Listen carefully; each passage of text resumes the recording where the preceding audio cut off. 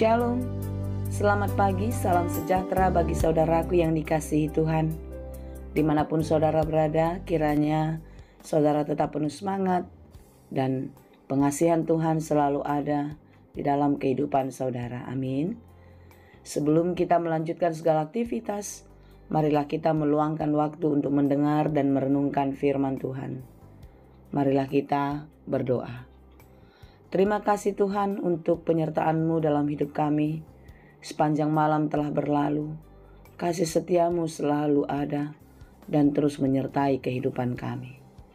Hari ini kami bersyukur, kami merasakan sukacita, kekuatan, dan berkat yang baru akan ada dalam hidup kami. Biarlah Tuhan menyertai dan memberkati kami di sepanjang perjalanan hidup kami. Secara khusus pada hari ini, biarlah Tuhan kami dimampukan untuk terus menjadi lebih baik dari hari-hari sebelumnya, karena kasih-Mu selalu menyertai dan memberkati. Kami mau belajar di dalam firman-Mu. Bukalah hati dan pikiran kami ya Tuhan, agar kami dapat mengerti firman-Mu dengan baik dan dimampukan untuk menjadi pelaku firman di dalam kehidupan kami. Dan kami mau terus belajar di dalam firman-Mu untuk melakukan segala pekerjaan baik yang berkenan kepadamu saja. Berfirmanlah Engkau ya Tuhan, sebab kami telah siap mendengar. Kasih karunia dan damai sejahtera dari Allah Bapa Tuhan kita dan dari anaknya Tuhan Yesus Kristus dan Roh Kudus menyertai saudara sekalian. Amin. Firman Tuhan untuk kita pada hari ini yang ditetapkan menurut Almanak KKBP Sabtu 7 Oktober 2023 tertulis dalam kitab Yohanes 8 ayat 12. Dalam bahasa Batak dan bahasa Indonesia demikianlah dikatakan. Dungi diulahi Yesus muse majamitai nasida ni nama audo panodang ni portibion nasotu pamardalan dina holum na manghuton au di ibana dotahe panodang hanguluan. Maka Yesus berkata pula kepada orang banyak, katanya, Akulah terang dunia. Barang siapa mengikut aku, ia tidak akan berjalan dalam kegelapan, melainkan ia akan mempunyai terang hidup. Demikianlah firman Tuhan. Kebanyakan kita takut pada gelap ya. Anak-anak secara umum sangat takut kalau mati lampu. Kegelapan membuat kita tidak dapat melihat kemanapun. Kegelapan membuat kita kehilangan arah. Oleh sebab itu, ketika tiba-tiba lampu menyala, saya ingat sekali waktu masih kecil, ketika lampu mati, lalu beberapa waktu kemudian menyala lagi, apa yang dilakukan anak-anak? Berteriak-teriak, hidup lampu, hidup lampu. Artinya, terang itu sangat dibutuhkan. Sementara kegelapan itu sangat mencekam. Hidupnya lampu memberi cahaya yang mendatangkan sukacita bagi hati orang yang tadinya hidup di dalam kegelapan. Saudara, kita manusia berdosa, kita hidup di dalam kegelapan. Kegelapan dosa, kegelapan kematian yang menanti orang-orang yang berdosa. Tetapi Yesus datang untuk mengusir kegelapan. Yesus datang di dalam terangnya untuk membawa kita keluar dari kegelapan dosa untuk masuk ke dalam terang Yesus Kristus itu sendiri.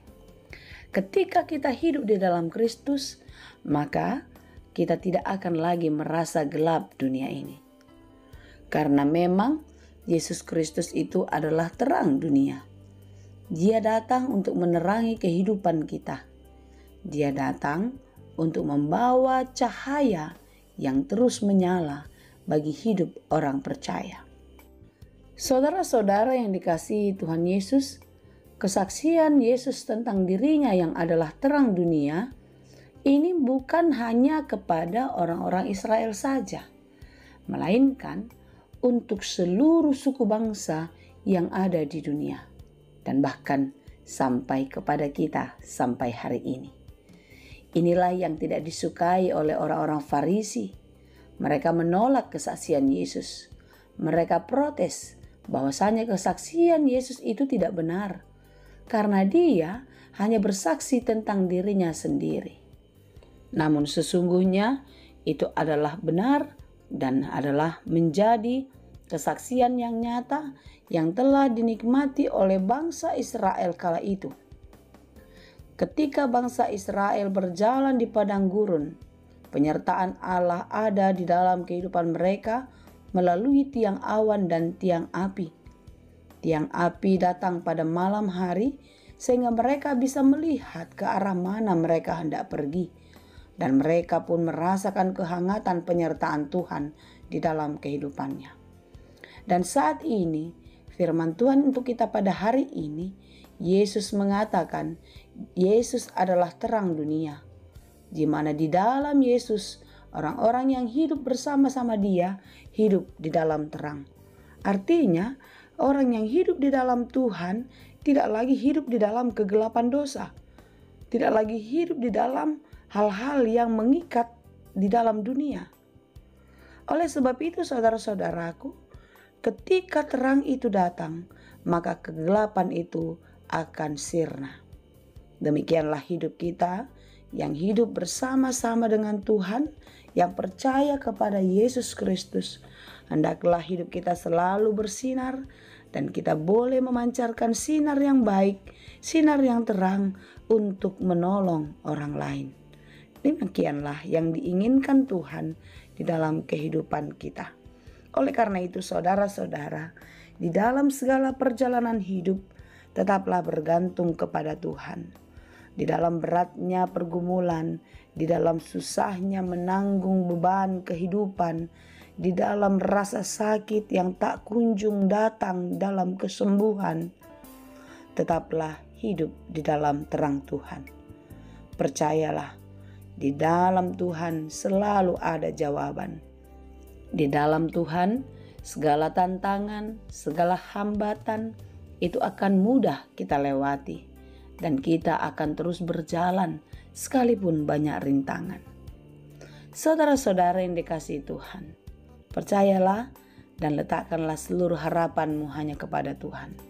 Dialah satu-satunya gembala yang agung. Dialah terang dunia.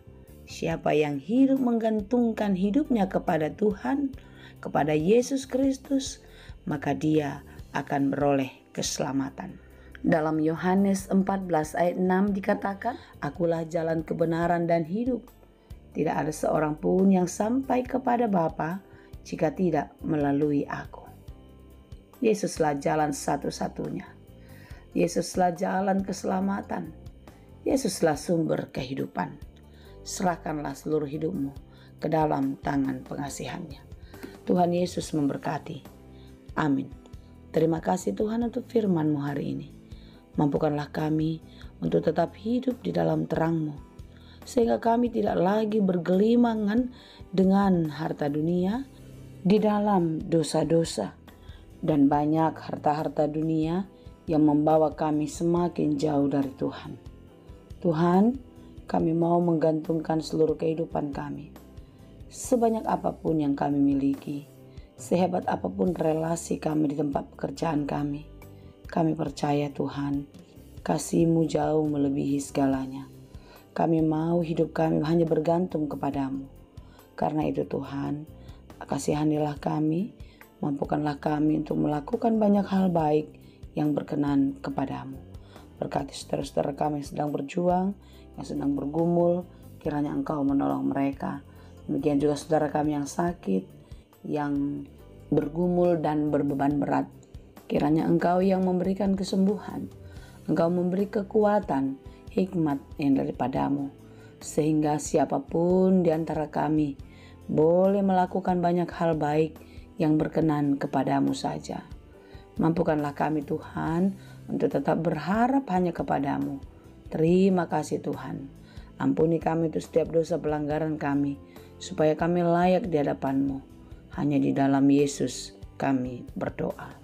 Anugerah Tuhan kita Yesus Kristus, kasih karunia Allah Bapa, dan persekutuan Roh Kudus itulah kiranya yang menyertai dan memberkati kamu sekalian. Amin.